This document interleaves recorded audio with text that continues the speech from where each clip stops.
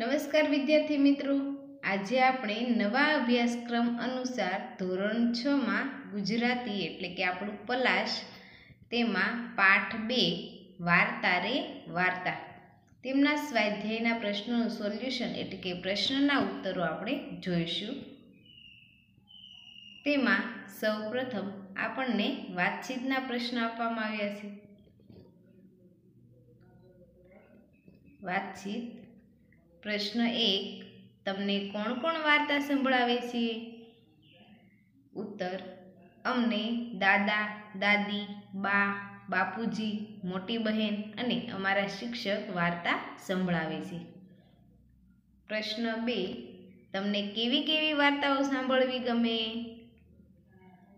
उत्तर अमने पशु पंखीओनी अने परीओनी वार्ता सांभळवी गमे। प्रश्न 3 तमे पशु पंखीओनी भाषा जाणता हो तो शुं करो? अमे पशु पंखीओनी भाषा जाणता होईए तो एमनी वातने समजीए, तेनी साथे वातो करीए अने गीत गाईए।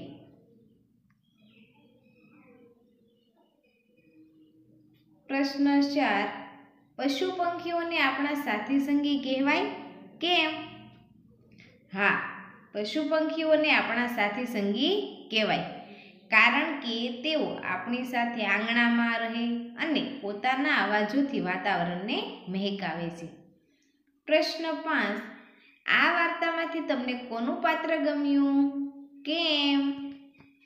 आ वार्तामांथी मने कबूतरीनुं पात्र गम्युं कारण के ते हाथीने एनी भूल बतावे छे अने तेना पछतावा पर माफी मागवा जणावे छे। प्रश्न 6 तमने क्यारे कोई बाबतनो पछतावो थयो छे के केम? तेमां विद्यार्थीए पोतानी बाबत एटले के पोतानो अनुभव लखवो। आगळ आपणे जोईए तो प्रश्न 2 નીચેના વાક્યોને પાઠને આધારે ઘટનાક્રમમાં ગોઠવો। તેમાં પહેલું આવશે તાપથી ચિયાવિયા થયેલો હાથી ઘટાદાર આંબા હેઠળ આવીને ઊભો રહ્યો। બીજું આવશે સેનાપતિએ 12 સૈનિકોની ટુકડી સજ્જ કરી। ત્યારબાદ ત્રીજું આવશે સરોવરના સાતીપુર પાણીમાં હાથી ઊભો છે। ત્યારબાદ ચોથું આવશે ડુંગરની સાંકડી ઘાટીમાંથી હાથી બહાર નીકળી જાય છે અને હાથી હદપાર થાય। છેલ્લું અને પાંચમું હર્ષના ગીત ગાતી કબૂતરી હાથીને પેલા આંબાની વાટે દોરે છે। प्रश्न 3 प्रश्नोना जवाब लखो। तेमां पहेलुं कागड़ीए शा माटे ककड़ाट मचावी मूक्यो? उत्तर कारण के हाथीए आंबानी डाળી खेंचता डाળી ઉપર કાગડીનો માળો હતો અને માળામાં 3 ઈંડા હતા। તે ભોંય પર પટકાઈને ઈંડાના ફોદા નીકળી ગયા એટલે કે ઈંડા તૂટી ગયા હતા એટલે કકળાટ મચાવી મૂક્યો। प्रश्न 2 कागड़ीए नायतना पंचने शी फरियाद करी? केम? उत्तर कागड़ीए नायतना पंचने फरियाद करी कि महाजन मारे आ हाथी सामे फरियाद नोंधावी छे। एणे वगर वागुने मारा ईंडा पोड़ी नाख्या छे, मारा बच्चानी हत्या करी छे। कारण के कागड़ीना ईंडा फोड़्या बाद ते माफी मागवाने बदले गर्जना करतो ठंडे कलेजे छालतो थई गयो।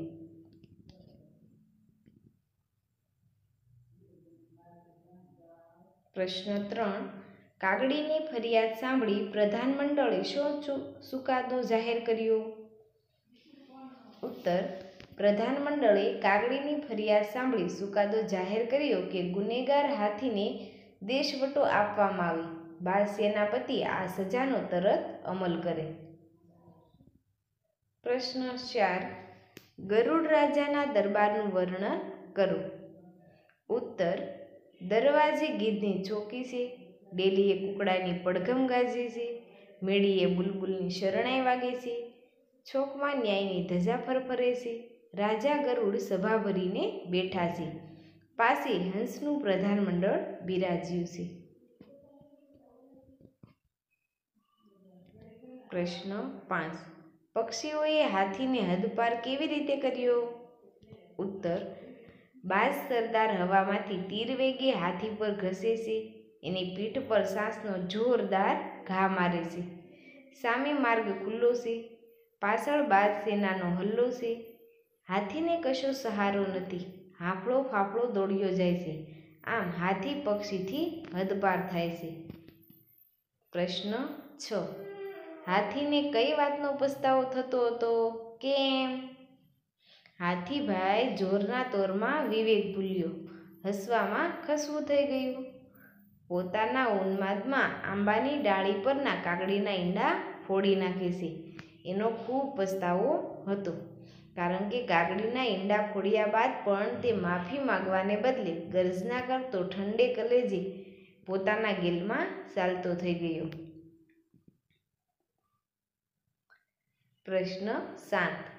કબૂતરીએ હાથીની સજા માફ ન કરાવી હોત તો? ઉત્તર. કબૂતરીએ હાથીની સજા માફ ન કરાવી હોત તો હાથીએ વેરાન જંગલમાં રખડી રખડીને પોતે કરેલી ભૂલની સજા ભોગવી રહ્યો હોત. હવે આવે છે પ્રશ્ન 4. આ પાઠમાંથી પ્રાણીઓના અવાજ રજૂ કરતા વાક્ય શોધીને લખો.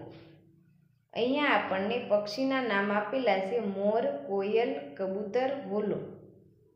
તેમાં મોર ટેહુક ટેહુક બોલે છે. કોયલ કૂકુ ગાય છે. કોયલ કૂકુ ગાય છે.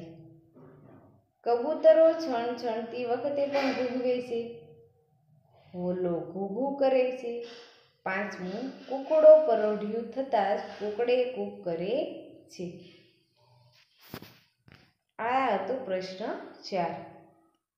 ત્યારબાદ હવે આપણે પ્રશ્ન 5 જોઈએ. આપેલા શબ્દોને આધારે ફકરો બનાવો.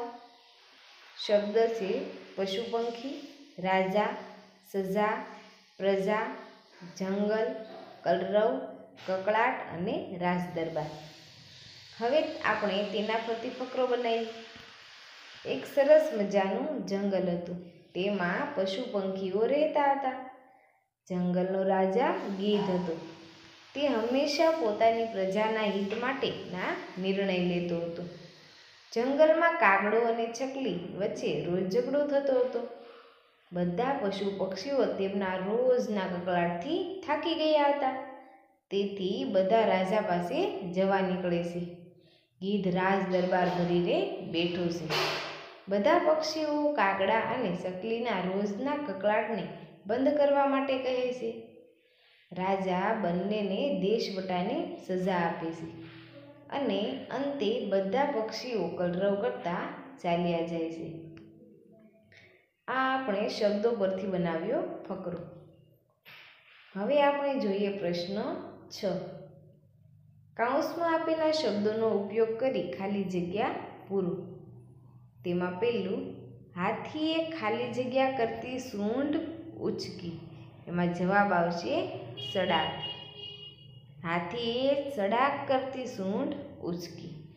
બીજું, હાથીએ એક ડાળીને પકડમાં લીધી અને કડડ ડાળી તૂટી પડી.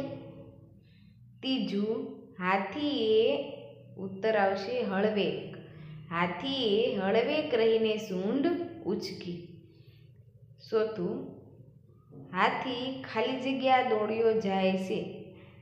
એમાં જવાબ આવશે હાથી હાંફળો ફાફળો દોડ્યો જાય છે. પાંચમું, બાજ સરદાર હવામાંથી ખાલી જગ્યા હાથી પર ધસે છે. એમાં ઉત્તર આવશે તીર વેગે. પ્રશ્ન 7. આપેલા વિષયો વિશે બે વિદ્યાર્થી પાસે રજૂઆત કરાવો. અહીંયા મેળો, રમત ઉત્સવ, ઉત્તરાયણ અને પ્રવાસ તે વિદ્યાર્થીએ પોતાના વર્ગખંડમાં રજૂઆત કરવાની. પ્રશ્ન 8. ઉદાહરણ મુજબના શબ્દો કોષ્ટકમાં લખો.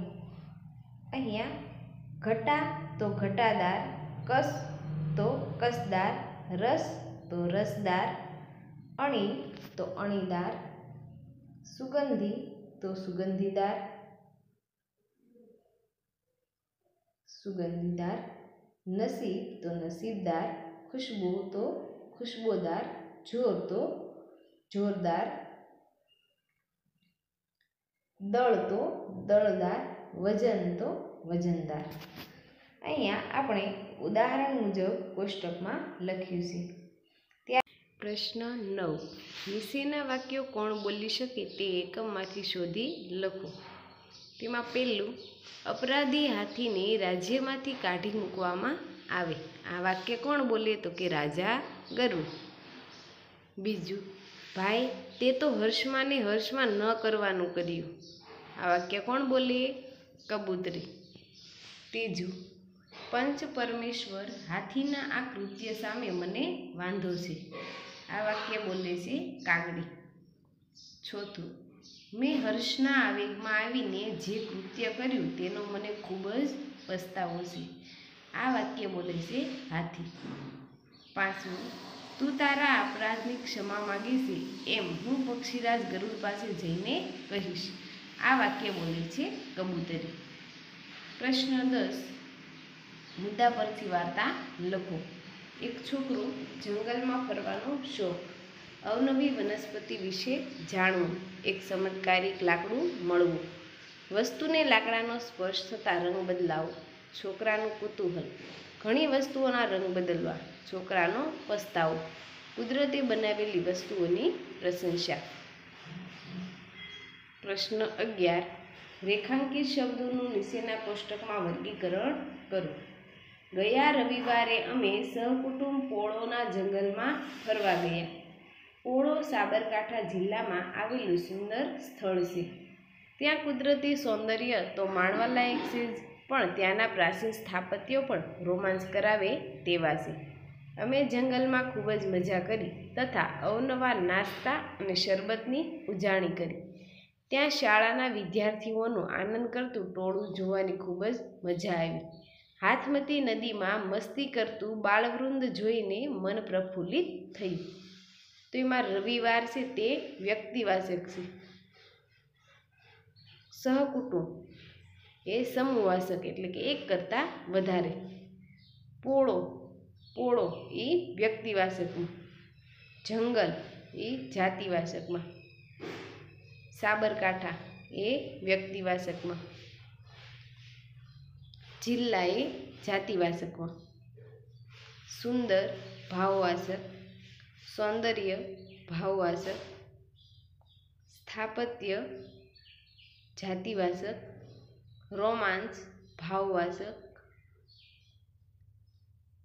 નાસ્તા જાતિવાચક, શરબત જાતિવાચક, શાળાના જાતિવાચક, વિદ્યાર્થીઓનું જાતિવાચક, આનંદ ભાવવાચક, ટોળું એક સમૂહ છે એટલે સમૂહવાચક, મજા ભાવવાચક, હાથમતી એક નદીનું નામ છે એટલે વ્યક્તિવાચક, મસ્તી ભાવવાચક, બાળવૃંદ સમૂહવાચક.